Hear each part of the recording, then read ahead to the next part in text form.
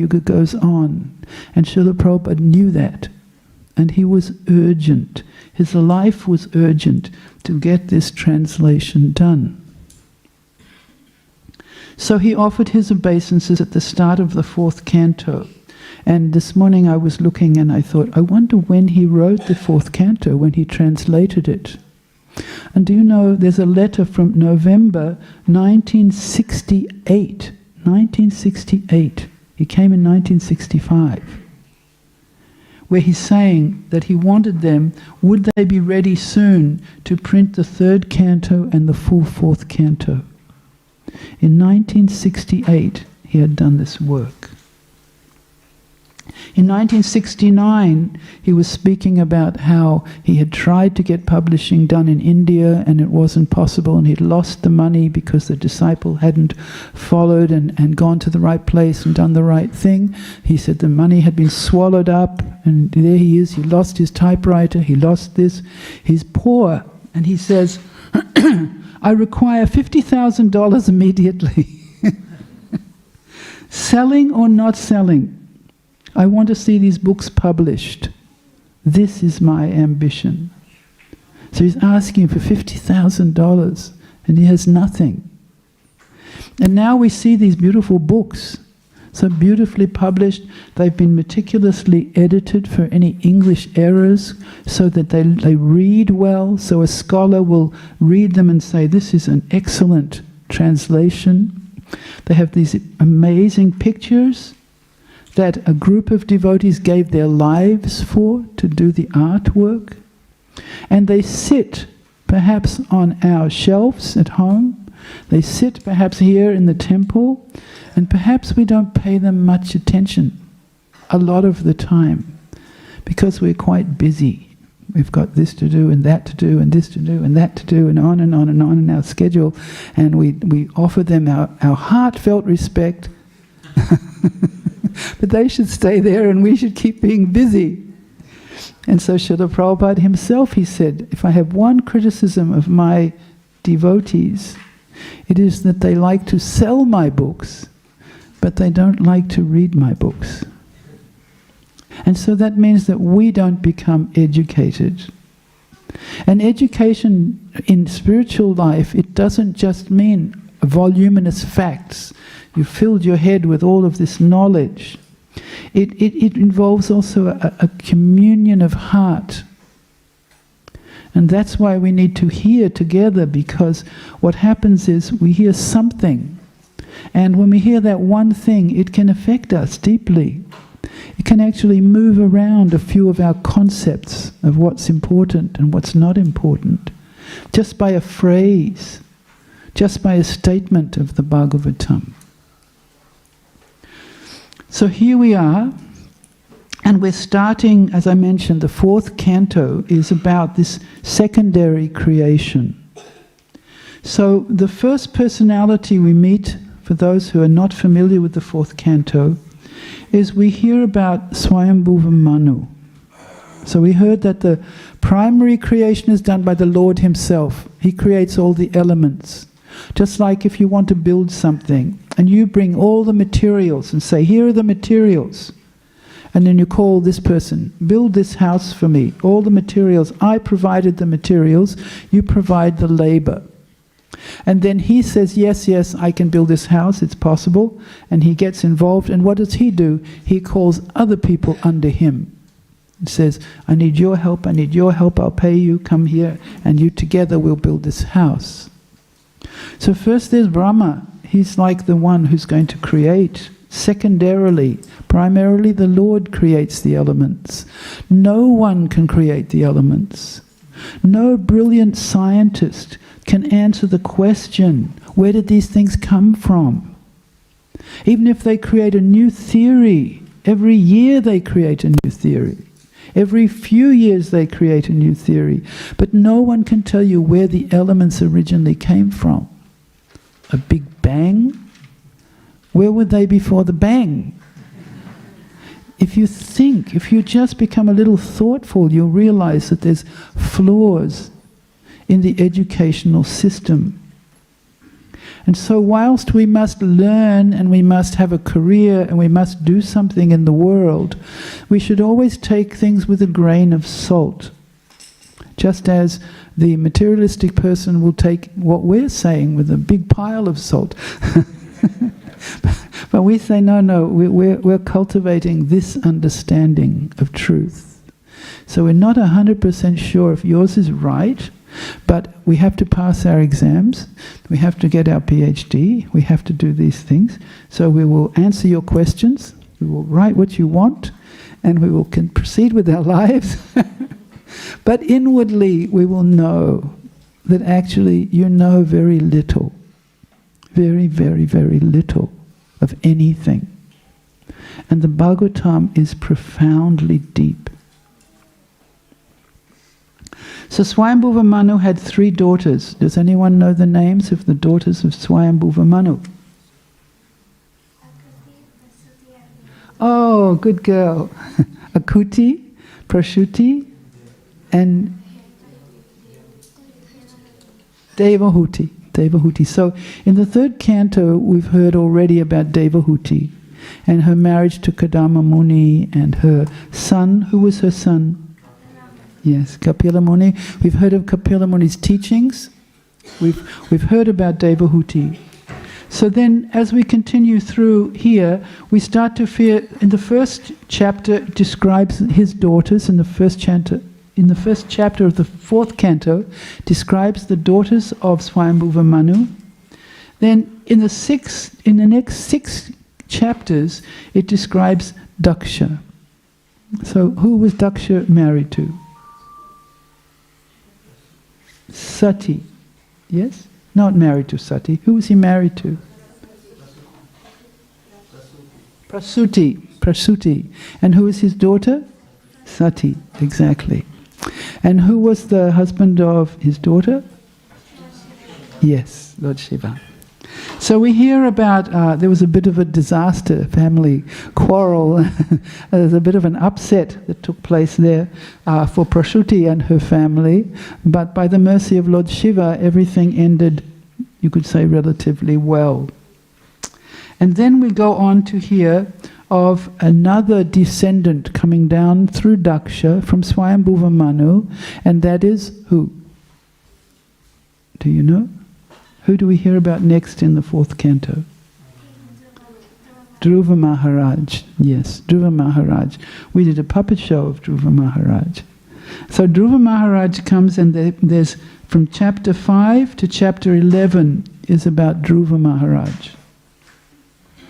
And then after Dhruva Maharaj, we hear about King Prithu. So King Prithu, he's in the line of Dhruva Maharaj, who's in the line of Swayambhuva Manu. And there's many chapters, 11 chapters about King Prithu. And now we come to chapter 22, and actually early in chapter 12, way, way, way back, when Narada is speaking, he's teaching about Dhruva Maharaj, he refers to the Prachetas. And he says that he had gone to the arena of the Prachetas, and he had chanted these verses, and then he chants 3 verses in the Bhagavatam. And then all of this information is being heard by who? Vidura. And who's speaking to Vidura and telling him all this? Maitreya. So then Vidura, because he's curious, and Vidura would know all of this. This is all part of the Vedic culture. He would know all of this. But when an opportunity came to hear from Maitreya, he was so curious, as if he'd never heard any of these things before. So he asked about these Prachetas. Who were they? What were they doing? And then Narada, Maitreya, tells what Narada said next. So then comes the Prithu Maharaj, and at the end of Prithu Maharaj, then again we hear about the Prachetas.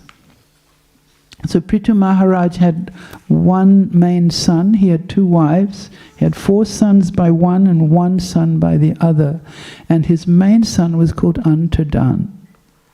He was given this name. It means something to do with darkness. Because when Prithu Maharaj was performing a sacrifice, and Indra came to disturb his sacrifice, this is quite fascinating actually. Indra is the head of the Devas. Prithu Maharaj is an empowered incarnation of Lord Vishnu. And here's Indra meddling to try to thwart him from performing the full number of Aswamedha sacrifices. And so Prithu Maharaj, at first he was watching this, he kept stealing the horse. And he'd steal the horse, and the horse wasn't there. And eventually the Brahmanas who were performing the yagya decided to chant mantras to pull Indra into the fire, because he was so mischievous. But it was the son of Prithu Maharaj who interfered, and he made peace between Indra and the Brahmanas. And so Indra gave him the name Antadan, because he was sort of like in the dark. He arranged it all. So he wasn't very interested in rulership. He was a sadhu. And sometimes it happens in the Vedic tradition that a king has a son and his son is renounced, and his son is not interested in all the headaches of Vedic management, all the responsibilities. So he established his sons as kings, and he had one son whose name was Havidan. And Havidan, he had another son, and his name, I've got to catch up my list here. His name was Barisat.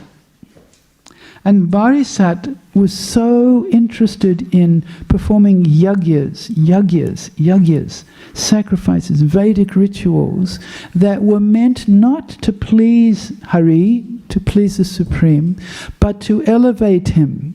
He was interested in personal elevation, leading towards the heavenly planets. And every time he would perform a yagya, there's an animal sacrifice would go on. And so he's actually accumulating for himself, because his yagyas are for himself. They're subtly or grossly motivated for his own advancement. And so each time he's killing an animal for the yagya, he's accumulating something. And so at a certain point, Narada thought, this Barisat, or later he's called Prachina Barisat, he said, he's in the line of Dhruva. He's in the line of Swayambhuva Manu. And look what he's doing. He's so religious. He's doing one ritual after another. He's going from this part of his kingdom to another part. It said that there were kusagrats facing east for the yagyas all over his kingdom. So he's a good religious man, highly praised. However, he doesn't actually understand the purpose of the yagya, and he doesn't understand the purpose of life. And so Narada decides to go and pay him a visit. And meanwhile, Prachinabahi has these 10 sons, and each one of them is equally serious. Imagine if you had 10 sons, and each one was equally serious. They didn't look left or right at anything. They served their father. They just wanted to do what he wanted. And he was so proud of his 10 sons.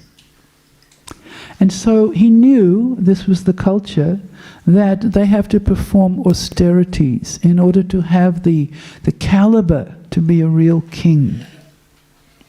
Now, these leelas take place in the Satya Yuga.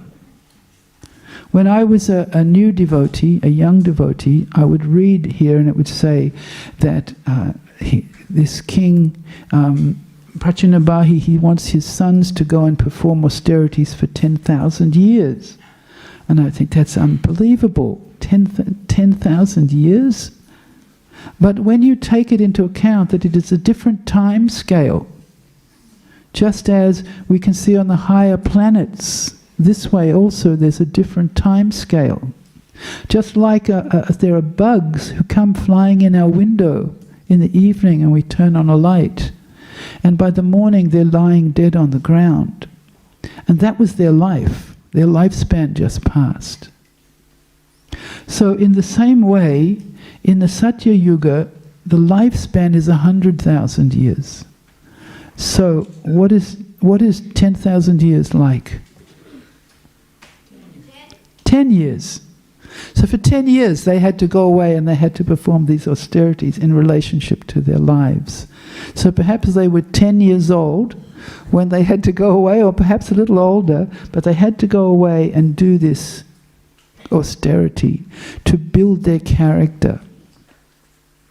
And so meanwhile, as he sends them away, Narada is planning to go and visit Prachinabahi himself and have a few words with him and sort of straighten out his vision, which isn't entirely easy, but Narada has his ways. And the boys go off, young men, they go off. Now the mother of these boys, the wife of Prachinabahi, is called the daughter of the ocean. So I can't unravel to you how the ocean has a daughter, but she's the daughter of the ocean. And so her sons choose to go to the ocean and perform austerities underwater. Again, this is a different age, where by the process of yoga, Dhruva Maharaj stops breathing. Once a month or something he breathes. So we need to have this understanding that this life, this world, our razzmatazz with our machinery and technology, this is just something. It's not everything. And there was such a history behind, and there will be so much ahead. And we should connect ourselves tightly to the Bhagavatam, because that will anchor us so that we don't get tossed around with the storms that will inevitably come in this difficult age. So the boys go off and they're going to the ocean to perform their austerities, and they go east, west actually. And as they're walking along, they come to this incredibly vast body of water. It's just like the ocean. It looks like the ocean. They can't see any land anywhere in the distance. And they're looking around at this huge, vast area of water. And on their sides, on the bank of the water, there's these beautiful trees. All kinds of big, healthy trees, full of flowers and leaves, and they're vibrant. And they're looking and they say, this is beautiful. And there are birds in the trees, all kinds of birds in the trees. Mostly we probably hear about 4 or 5 birds if we're lucky. But there's so many birds, and there's water birds in the water. There's swans in the water, there's lotuses growing in the water. And they think to themselves, this is a wonderful place. We've come to a very, very beautiful place. And as they're standing there, looking around at the scenery, they see that Lord Shiva has come. And they're very, very astonished, actually, because they hear the drums and they hear the instruments, and then they see Lord Shiva. And they're very fortunate to see Lord Shiva, and there's a description given of Lord Shiva. His bodily luster was just like molten gold. If you have ever seen gold, or even artificial gold plating from China, something, you imagine that pouring gold, glittering gold. His bodily luster was just like molten gold. His throat was bluish, and he had 3 eyes, 1, 2, 3. Which looked very mercifully upon the devotees. He was accompanied by many musicians who were glorifying him, and as soon as the Prachetas saw him, they immediately offered their obeisances in great amazement. They fell down at his feet. And Lord Shiva became very pleased with the Prachetas, because generally Lord Shiva is the protector of pious persons and persons of gentle behavior. He's the protector of pious persons and persons of gentle behavior. This is how a Vaishnava views Lord Shiva.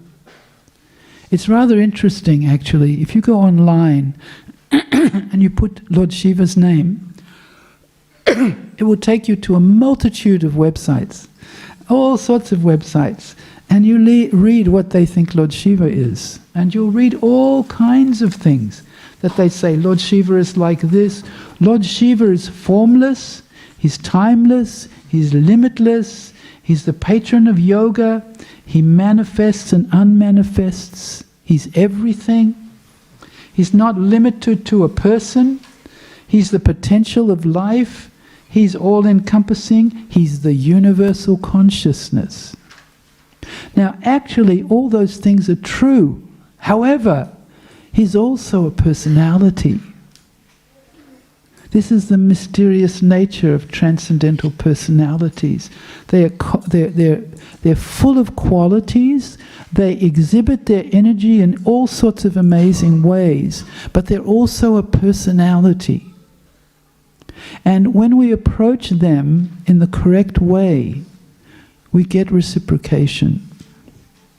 Most people approach Lord Shiva. I'm sure so many of you from India, you know what they approach Lord Shiva for. Give me this, give me this, give me this, give me this, take care of this, make sure that doesn't happen, watch this, on and on and on. A long list of material desires.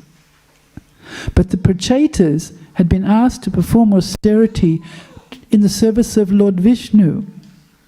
And when Lord Shiva saw that, he came immediately. They didn't have to ask anything. And he was very, very pleased with them. And he said, "You are the sons of Prachinambahi, and I wish all good fortune to you. I also know what you are going to do. And therefore, I am visible just to show you my mercy."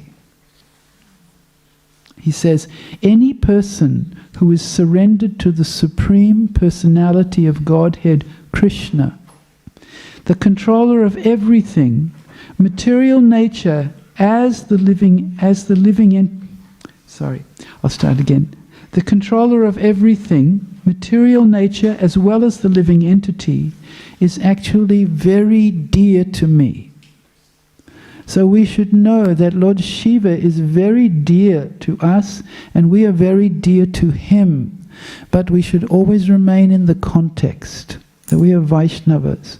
We want to serve Krishna. We don't want, give me this, give me this, give me this.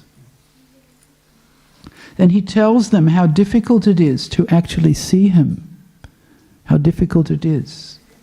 And then he says, you are all devotees of the Lord, and as such I appreciate that you are as responsible as the Supreme Personality of Godhead himself. I'll read that again. That's so sobering. You are all devotees of the Lord, and as such, I appreciate that you are as responsible as the Supreme Personality of Godhead. I know in this way that the devotees also respect me, and that I am dear to them, and thus no one can be as dear to the devotees as I am. Is Lord Shiva saying this? No one can be as dear to the devotees as I am. So then he says what we heard in the verse today. So we're going back and we're going to stop here, and tomorrow what we're going to do is go forward. The Rudra Gita is composed of 33 verses, and it can be divided rather simply into 3 sections. So we will start to hear something of the Rudra Gita tomorrow. So I will read you again the verse that we were hearing today. Now I shall chant one mantra, which is not only transcendental, pure and auspicious, but it is the best prayer for anyone who is aspiring to attain the ultimate goal of life. When I chant this mantra, please hear it carefully and attentively. So I'll stop here, and if we have any questions, please ask them. Yes, Sweta. It's interesting that Coming. King Prachinabarhishat was Microphone. not really a devotee of Krishna, but was more religious. Yes. But on the other hand, his sons, Lord Shiva, recognized them as devotees of Krishna. Yes. So it's very interesting, because normally you will have, it's interesting how the father was not a devotee, but the sons were. So But I think Narada saw the father as dormant. And there's probably many dormant people in the world. And if you wake them up, all of a sudden they become devotees. And you think, where did that come from? And it's because they're dormant. So we're also a bit dormant. Have you noticed? So we're also kind of, that's why we're interested in Lord Shiva's, is he going to shake us a little bit and wake us up a little bit? Yes. His sons, he was fortunate, 10 sons, and they were less dormant because they were obedient to him, and he told them what to do, and he told them to do something of value. So we must also carry that on with our little ones. Yes. Hare Krishna. I wanted to ask, what was Prabhupada's main son's name again? Antadan. That wasn't his birth name. You'll have to look it up in the 4th canto. Yes. How is Kushagra's facing east? Well, it's part of the Vedic ritual. Uh-oh. Uh-oh. It happens, Sweta, it happens sometimes.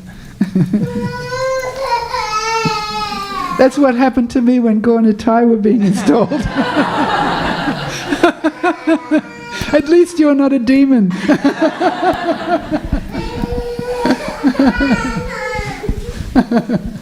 We'll give you time.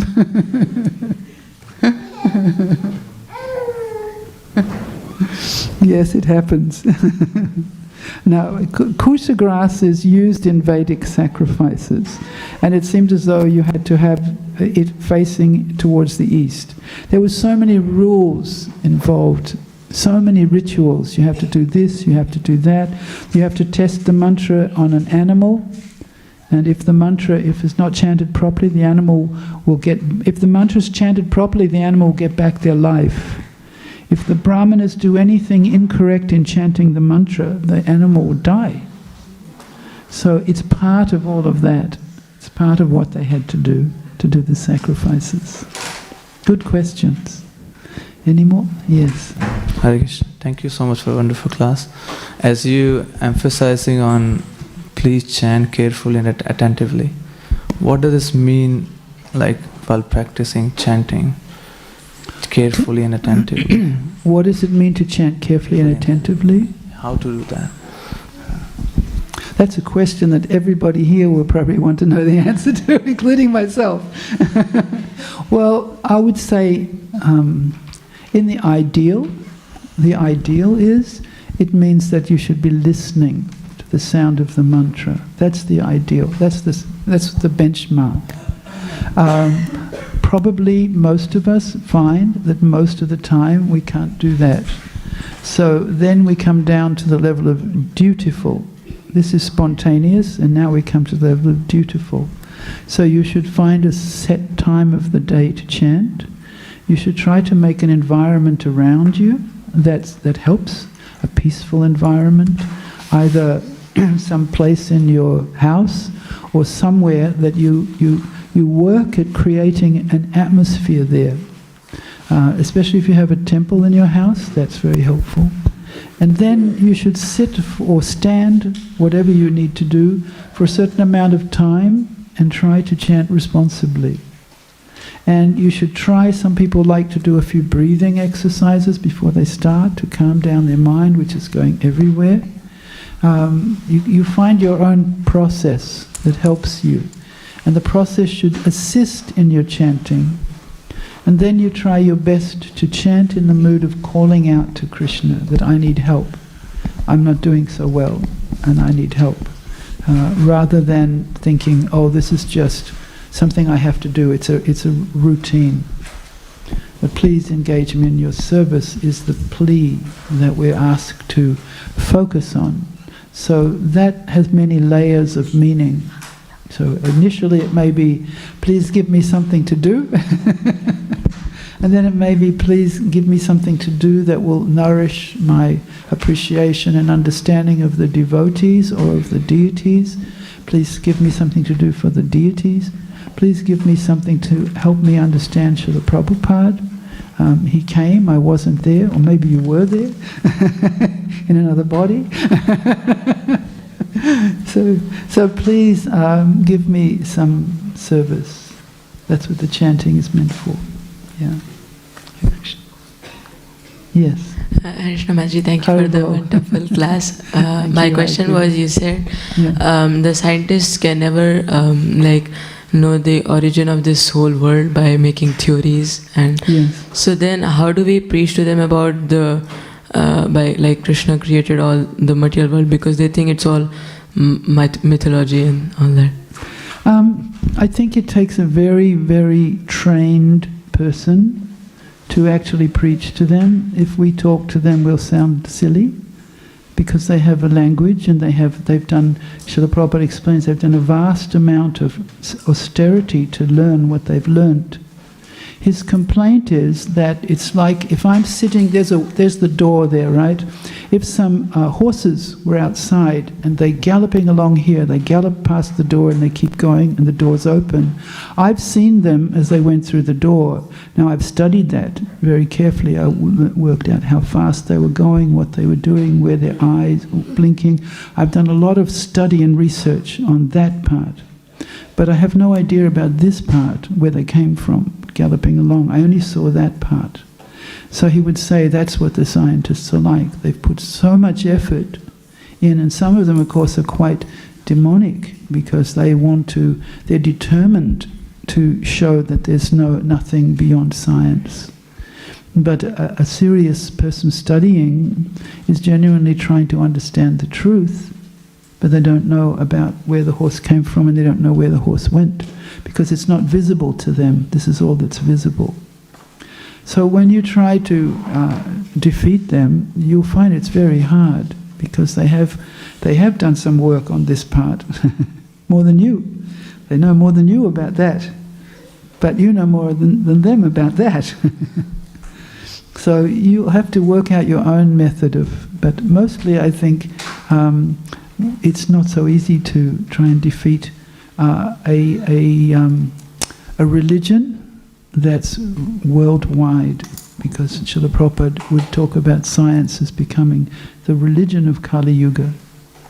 Meaning religion means I have faith in this, I believe this, I was taught this, and this is how you do it, and my religion doesn't have a God, but everything else is there. So, good luck. Thank you, Mataji. Mataji, what attracted you to this section? Good question. I was wondering that myself. I'm just trying to think back.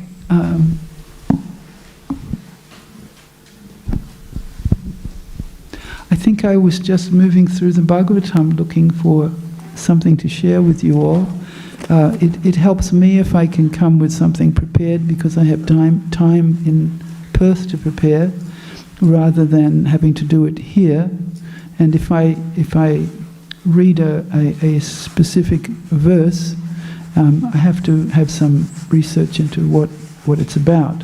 So I found I found Dhruva Maharaj, and then from there I found the Prachetas. And this is, I always think if there's something I don't understand, Like, Prachetas, who are the Prachetas? Like, who are they? I mean, we say these names, but we don't know who they are. Then I'm a bit I'm a curious sort of person, so I'll start looking up the Prachetas. Who are they? And then from doing that, I found this song of Lord Shiva. Oh, and it also, I wanted to share it because so many of the devotees are from an Indian background. And so they have their own conditioning about Lord Shiva. Oh, and also I was reading in a book about Lord Shiva, and I found Lord Shiva was very interesting. And so that also attracted me to Lord Shiva. That's interesting. Because I know if you go out into the world outside and talk about Lord Shiva, as I go on the internet and you find out, they believe that Lord Shiva is God, he's everything, and everything else is not real. It's very interesting. Tomorrow I'll ask you to tell me the positives of impersonalism. All the positive values of impersonalism. Because it's a very popular theology, and you should know why it's popular. And then you have to look at the positives of personalism, and you'll see that there's some things about personalism that are uncomfortable, that make impersonalism much more attractive to the ordinary person. It's good to know that. So that's Lord Shiva's department.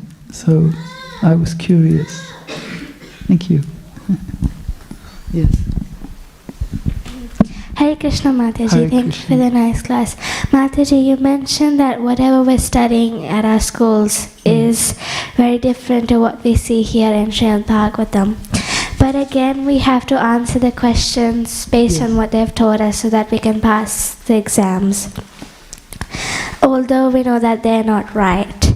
So I'd like to ask, we are encouraged in schools to get a good education, a good job, and a good package of money so that bhakti can be easier, because without money, bhakti is a bit difficult. A little bit. So what should we do to stay on the right path? Because I see for myself, I get 2 to 3 hours maximum to read the Śrīmad Bhāgavatam, and in school we stay with the teachers for 8 hours every day. Yeah. So you have to hold on to the guidance of people who have already crossed that river.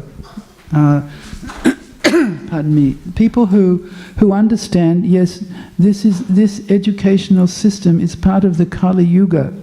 It's meant to push people away from spiritual life, and it's very effective. And so we see oftentimes that when young girls and boys your age, they're this age, they're very interested in Śrīmad Bhāgavatam and Krishna and so on, and when they get to university they feel like, oh, nobody here's interested in that, everybody here's interested in this. So maybe I should also put aside my things and go over this way. And even Srila Prabhupada speaks about, interestingly, how he put his deities away when he went to university. Not that he put his faith away, he didn't lose his Krishna consciousness, but he put the deities aside for a certain amount of time, and then they came back very strongly. So he became a little busy with his studies. He had to pass his exams, he had to do things like this. And his father was watching him all the time. His father knew he needed an education, so he was prepared for that, but he was watching his spiritual advancement at the same time. So you have to, if you have parents who are watching you, you have to listen to them a little bit when they say, what's your name? Sivya. Sivya. Sivya? Sivya. If they say, Sivya, come a bit to this side, you're going a little too far to that side, you have to listen to them. And if they're not your parents, they're other devotees who are caring for you, looking after you, then you have to try and trust them to balance again. So that by the time you finish your university education and you've got a job and things are running for you in your life, you can increase your Śrīmad Bhāgavatam from 3 hours to 4 hours. What do you think? Thank you. Yeah. Does that make sense to you, Sibir? Yes, Mataji. Thank you. Yeah. When we hear the children ask questions, it's very valuable because they don't have the filters that we have as adults. So they're simple. May I make a comment for better or worse? For worse. Go ahead. Okay. Since I was a little girl, I always wanted to draw and paint. Although I grew up in a religious school, I always had to distill the essence of what was going on around me and use that as fuel for my true goal. So perhaps you could try that too. And this is very interesting, Rasa, because she went to a religious school, she wanted to draw and paint, but she's not in that religion anymore. She's a Hare Krishna. What happened? Still drawing and painting. Yeah, exactly. So Rasa's point is that she was so determined to draw and paint. And her desire to draw and paint brought her to Krishna consciousness. So we shouldn't worry too much if we have to go out into the world and get some education and some qualification, but you should have an idea what you'd like to do with your life. And then if you walk through, it's like if you're going to your friend's house and you're walking through a street and you don't know anything about this street, you're not confused because you know I'm going to my friend's house. So you're not thinking, look at that house, look at this house. Should I stay here? Should I go here? No, I'm going to my friend's house. So you have to have that determination, as Rasa had it in relationship to drawing and painting. Thank you, Rasa. That was very interesting. Any other wonderful comments? Yes. Hare Krishna Mataji, thank you for the class and all the care that you put into this class. Just a really quick one. Yes. How come Lord Shiva's got this molten gold complexion when he's otherwise depicted as like dark blue? Well, it's interesting because Srila Prabhupada says in the purport that mostly Lord Shiva's depicted as white. And I was thinking, white, usually he looks this darkish color. But in other descriptions of Lord Shiva, it describes that he's a pale complexion. And also you should know that there's different, what would you call it, different manifestations of Lord Shiva. He's one. He's not different, but there's 11 Rudras, different forms of Lord Shiva that perform different tasks, but they're all also Lord Shiva. So here he's appearing in this lustrous, special way. Also Lord Shiva has a manifestation called Sadashiva in the Vaikuntha region. Lord Shiva is a manifestation of Lord Vishnu. So he's not outside of our Vaishnava theology. But if you meet him down here and you don't know about his roots, you might say, oh, he's just this. But if you trace back to his source, he's actually a Vishnu form in the form of Lord Shiva. Lord Shiva is the glance that goes towards the material world. He's the one that impregnates all the jivas into the womb of the Maya Shakti. He is between Lord Vishnu and matter is Lord Shiva. He's a very mysterious person. Sure. Thank you. Just talk more about that as we're going on. Awesome. Yeah. Any other? Yes.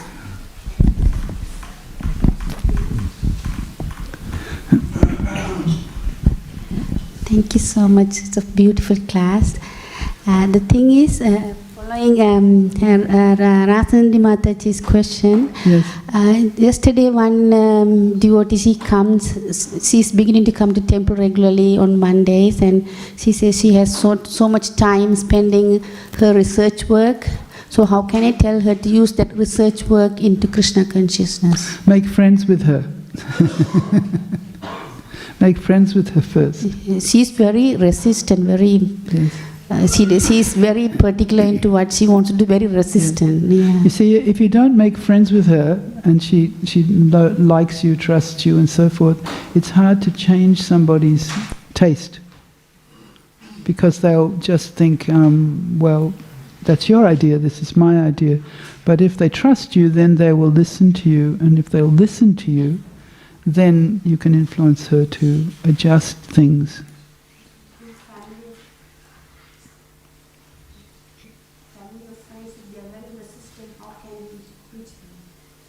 If the family and friends are very resistant, you can't preach them very easily.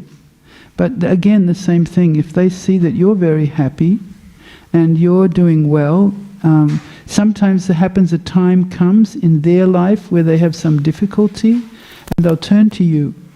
And you'll be very surprised because they've been watching you and they've been seeing that you're actually a devotee and you're a nice person. And they're having a problem, they think again, also, maybe I should ask her, maybe she can help me. But family are the hardest ones because they're the closest and they're always there. Right? So they're looking at everything and they know you before, they know everything. Hare Krishna. Yes, Jai Sachi. Hare Krishna.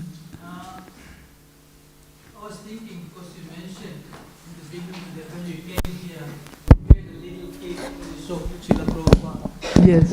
That's almost 50 years ago. Not 50 years ago. Almost. You have to ask her how old she is. I think she's here somewhere. Is she? He said that was in 75, am I right? 75, yeah. Let's not talk about 50 years. Ladies don't. So I was just thinking, because we have a lot of kids. Yes. This is a society which is mostly now made of grastas. Yes. Probably next time when you come, you can actually give a session on where you were, how you actually progressed to where you are now, so that we can all learn from your experience, how to raise the kids, how to keep them in Krishna consciousness.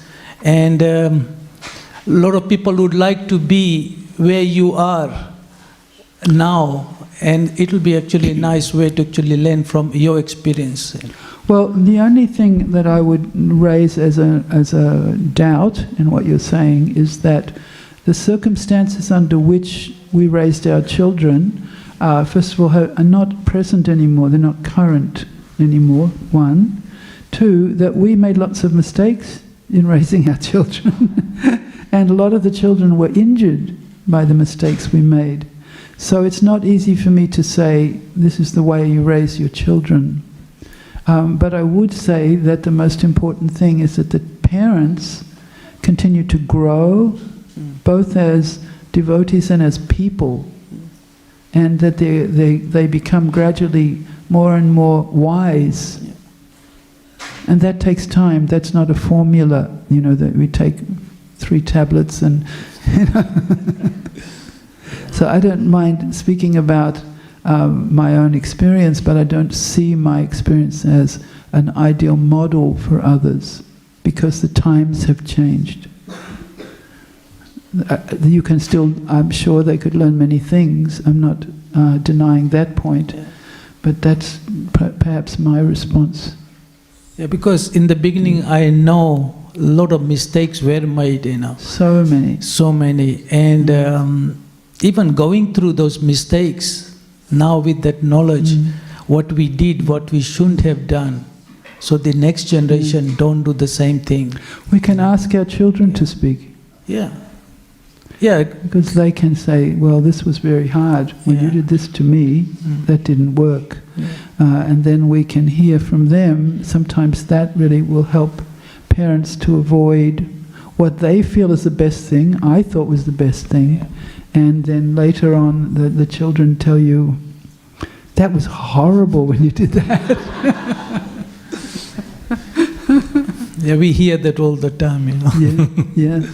I remember being here in Melbourne actually with my daughter and son, and my son was around about 9 years old, and he was very restless, he was playful, and when he was in the Vrindavan Gurukula, he was structured, but in the summer when we would come here to Melbourne and stay, he would run and run and run, and I remember telling him, you must chant japa, and and bringing him in here and telling him you must chant japa, and he would look at me and say, I will never chant japa in my whole life. Because we forced him, he wanted to play, and I didn't know what else to do. What else makes you Krishna conscious other than chanting japa? But he was too young to take that as beneficial.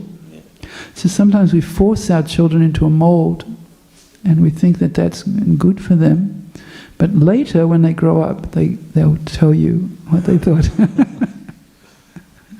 I'm sure we've all had that experience. Yeah. All right, I think we should finish. Another question? Follow to that one. That is also like the parents can do according to what the knowledge they have, they can do their best. And the thing is, Krishna also arranges, right? So the children is the knowledge, forgetfulness, and Remembrance. Yes. So it's depending on the Yes, depending on him. Yes. So if you depend on him, when you're dealing with your parents, if you depend on Krishna, then he may give you the inspiration what to say to them, most definitely. And he may give them the opportunity to actually hear you as well. Okay, there, confirmed. All right, I think we should stop here with the kirtan. Jai Srila Prabhupada. Śrīmad Bhāgavatam ki Jai. Hare Krishna.